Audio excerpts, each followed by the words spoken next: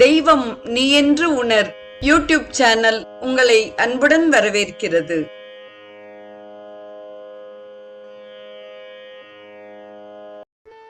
அன்பு உள்ளங்கள் அனைவருக்கும் இனிய சுபதின வணக்கம். இன்றைய நிகழ்வில் ஸ்ரீ லலிதா சகஸ்ரநாமத்தில் 296வது நாமம் தொடங்கி 305வது நாமம் வரை நாம் சிந்திக்க இருக்கிறோம். முதலில் வரும் நாமம் ஓம் அநாதி நிதனாயை நமக என்பதாகும். ஆதி அந்தம் இல்லாதவள், தோற்றமும் அழிவும் இல்லாதவள், ஸ்ரீசக்கரத்தில் வரையும் வட்டங்கள் அம்பிகையின் ஆதி அந்தம் இல்லாத நிலையையே உணர்த்துகின்றன. ஆதியும் அந்தமும் இல்லா அரும்பெரும் ஜோதி என்று மாணிக்கவாசகரின் திருவம்பாவை உரைக்கிறது. அம்பிகை வழிபாடு இயற்றும் பொழுது ஏற்படும் இடையூறுகளை நிதனம் என்பர். அவை பல வகையாலும் ஏற்படும். ஆனால் முழு ஈடுபாட்டுடன் அம்பிகையை நம்பி வழிபட்டால் அந்த இடையூறுகள் தோன்றாது ஒழியும். தொன்று தொட்டு வரும் அத்தகைய இடையூறுகளை இல்லாமல் செய்பவள் என்ற பொருளில் அநாதி நிதனாயை நமக என்றனர். தொடரும் நாமம் ஓம் ஹரிபிரம்மேந்திர சேவிதாயை நமக என்பதாகும். திருமால், பிரம்மன், இந்திரன் ஆகியோரால் பூஜிக்கப்படுபவள். தங்கள் பணிகள் இடையூறுகள் இன்றி நடக்க இவர்கள் மூவரும் தேவியை வழிபடுகின்றனர். தேவியின் ஸ்ரீசக்கரத்தில் உள்ள நவரத்தின பிராகாரம் என்ற சுற்றிலிருந்து திருமாலும், பிரவாள பிராகாரம் என்ற சுற்றிலிருந்து பிரம்மனும், முக்தா பிராகாரம் என்ற சுற்றிலிருந்து இந்திரனும் அம்பிகையை வழிபடுகின்றனர். ஆதித்தன் அம்புலி என்று தொடங்கும் பாடலில் திருமால், பிரமன், இந்திரன் ஆகியோரை முறையே முராரி, போதில் பிரமன், அமரர் தங்கோன் ஆகிய பெயர்களால் குறிப்பிடுகிறார் அபிராமி பட்டர். தொடரும் நாமம் ஓம் நாராயணியை நமக என்பதாகும். நாராயணியாக இருப்பவள். நாரம் என்றால் தண்ணீர். தண்ணீரில், அதாவது கடலில் துயிலும் திருமாலின் வடிவாய் இருப்பவள். தரங்க கடலுள் வெங்கட்பணி அணைமேல் துயில் கூறும் விழுப்பொருளே என்று அழைக்கிறார் அபிராமி பட்டர். நாரர்கள் என்றால் பரம்பொருளை சேர்ந்தவர்கள். அவர்கள் அடைய வேண்டிய வழி அயனம், அதாவது நாராயணம் ஆகும்.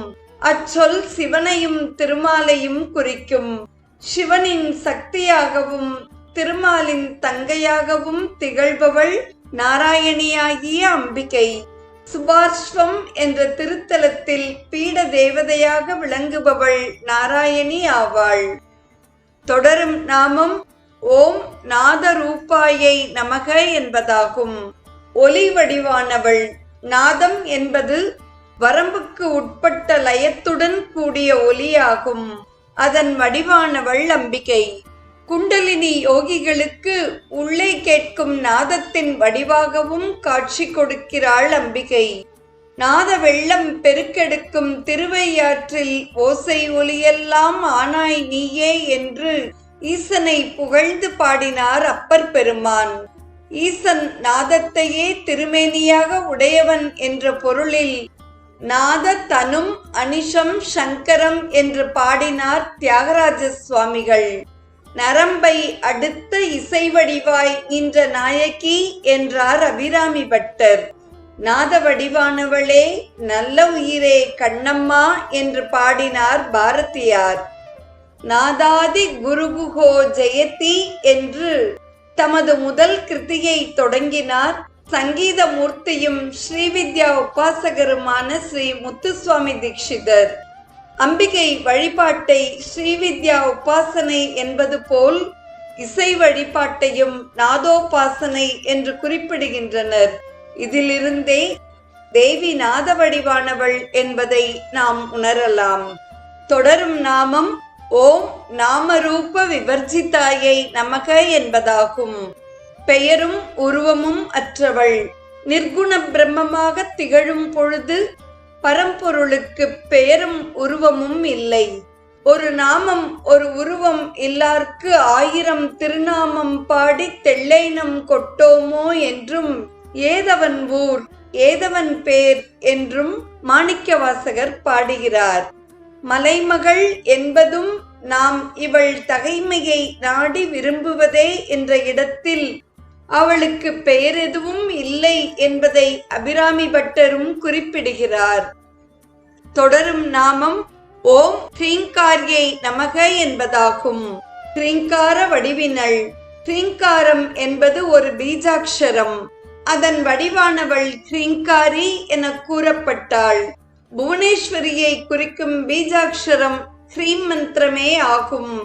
லலிதா திரிசதியில் இந்த பீஜாட்சரம் பலமுறை இடம்பெறுகிறது. தொடரும் நாமம் ஓம் ஹ்ரீம் மத்யை நமக என்பதாகும். நாணம் உள்ளவள். இது பெண்களுக்கு இயல்பாக இருக்க வேண்டிய 4 குணங்களில் ஒன்று அல்ல என்று விளக்குகிறார் உரையாசிரியர் ஸ்ரீ சி.வே. ராதாகிருஷ்ண சாஸ்திரிகள். திருக்குறளில் வரும் நாணுடைமை என்பதற்கு பரிமேலழகர் சால்பு பண்பு முதலிய குணங்களால் உயர்ந்தோர் தமக்கு ஒவ்வாத கர்மங்களில் நாணுதல் உடையவராம் தன்மை என்று விளக்கியிருப்பதை அவர் மேற்கோளாக காட்டுகிறார். எனினும் அம்பிகை பூமியில் மானிடப் பெண்ணாக வரும்போதெல்லாம் நாணம் அவளிடம் மிகுந்து காணப்படும். எடுத்துக்காட்டாக மீனாட்சியாகி திக்விஜயம் மேற்கொண்ட பொழுது சிவபெருமானை நேரில் சந்தித்தவுடன் நாணத்தால் தலை குனிந்தாள் என்று திருவிளையாடற் புராணம் கூறுகிறது. தொடரும் நாமம் ஓம் ஹிருத்யாயை நமக என்பதாகும். மனதிற்கு உவப்பானவள். மனதுக்கு இதமான அழகு, இனிமை, கருணை போன்ற இயல்புகளை பெற்றிருப்பதால் அவள் மனத்துக்கு, அதாவது இதயத்துக்கு உவப்பாக இருக்கிறாள். புலன்களை வென்ற மகான்களின் இதயத்தில் தோன்றி இதமாக காட்சியளிப்பதால் அம்பிகையை ஹிருத்யா என்றனர். இதயத்தில் இருப்பவள் என்றும் பொருள் கொள்வர். அவள் இருப்பதாலேயே இதயம் நின்றுவிடாமல் இயங்கிக் கொண்டிருக்கிறது என்கின்றனர். தொடரும் நாமம் ஓம் ஹேயோபாதேய வர்ஜிதாயை நமக என்பதாகும். தள்ள வேண்டியதும் கொள்ள வேண்டியதும் இல்லாதவள். வேதங்கள் தள்ள வேண்டியதையும் கொள்ள வேண்டியதையும் கட்டளை வடிவில் நமக்கு கொடுத்துள்ளன. அவை மற்றவர்களுக்கே அன்றி அம்பிகைக்கு பொருந்தாது. ஏனெனில் அவள் வினைத்தொடர்பு அற்றவள். செய்யாதே என்று குறிப்பிட்டவற்றை தள்ளுவது கேயம் என்றும், செய் என குறிப்பிட்டவற்றை கொள்ளுவது உபாதேயம் என்றும் கூறுவர். அவ்வாறே வெறுப்பின் காரணமாக ஒன்றை தள்ளுவது ஹேயம், விருப்பத்தின் காரணமாக ஒன்றை கொள்வது உபாதேயம். விருப்பு வெறுப்பு இல்லாத அம்பிகைக்கு இவை இரண்டும் இல்லை. அவள் அனைத்தும் பெற்ற பூரணா. எனவே அவள் எதனையும் விரும்பி பெற வேண்டிய அவசியம் இல்லை. அவ்வாறே எதனையும் விலக்க வேண்டிய அவசியமும் இல்லை. நிறைவாக வரும் நாமம் ஓம் ராஜராஜார்ச்சிதாயை நமக என்பதாகும். அரசர்களுக்கு அரசர்களால் அல்லது பேரரசர்களால் வழிபடப்படுபவள். பேரரசர்களை சக்கரவர்த்திகள் என்றும் கூறுவர். நடராஜா மற்றும் ரங்கராஜா ஆகிய இருவரும் தெய்வ நிலையில் உள்ள ராஜராஜர்கள் ஆவார்கள். முச்சுடர்களாகிய சூரியன், சந்திரன், அக்னி ஆகிய மூவரும் ராஜராஜர்கள். அவர்கள் அம்பிகையை வழிபட்ட வரலாறுகளும் திருத்தலங்களும் பல உண்டு. ஜனகர், ஜனமேஜயன், உக்ரசேனன் போன்ற புராண இதிகாச பேரரசர்கள் அம்பிகையை வழிபட்டுள்ளனர். சோழ பேரரசன் ராஜராஜன், மராட்டிய மன்னன் வீர சிவாஜி போன்றவர்கள் அம்பிகையை வழிபட்டவர்கள் என்பது வரலாறு காட்டும் செய்தியாகும். அவர்களில் சிவாஜி சென்னையில் உள்ள ஸ்ரீ காளிகாம்பாளை வழிபட்ட வரலாறு மிகவும் பிரபலமானது. காளிதாசன், கம்பர், ஒட்டக்கூத்தர், பாரதியார் போன்ற கவியுலக ராஜராஜர்களால் வழிபடப்பட்டவள் அம்பிகை. ஞானச் செங்கோல் செலுத்திய மகான்களே ராஜராஜர்கள். ஆதிசங்கரர், ஸ்ரீ ராமகிருஷ்ணர், அபிராமி பட்டர், பாஸ்கர ராயர் போன்றவர்கள் அம்பிகையை வழிபட்டவர்கள்.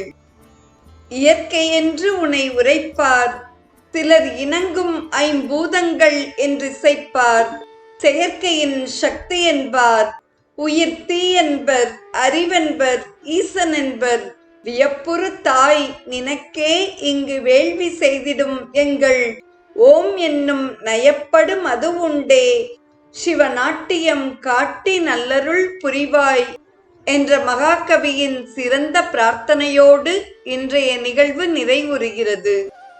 நாளையும் அம்பிகையின் சிறப்பை போற்றும் நாமங்களை நாம் தொடர்ந்து சிந்திப்போம். இன்றைய நிகழ்வில் ஸ்ரீ லலிதா சகஸ்ரநாமத்தில் 296வது நாமம் தொடங்கி 305வது நாமம் வரை நாமத்தையும் அதற்கான பொருளையும் செவிமடுத்த அத்துணை நல்ல உள்ளங்களுக்கும் நெஞ்சார்ந்த நன்றி. மீண்டும் நாளைய நிகழ்வில் இணைவோம். தெய்வம் நீ என்று உணர் யூடியூப் சேனலை கேட்டு மகிழ்ந்த நீங்கள் உங்கள் நட்பு வட்டத்திற்கும் பகிர்ந்து தொடர்ந்து உங்களது நல்ல ஆதரவினை சப்ஸ்கிரைப் செய்து வழங்குமாறு அன்புடன் வேண்டுவது உங்கள் அன்பின் விசாலம்.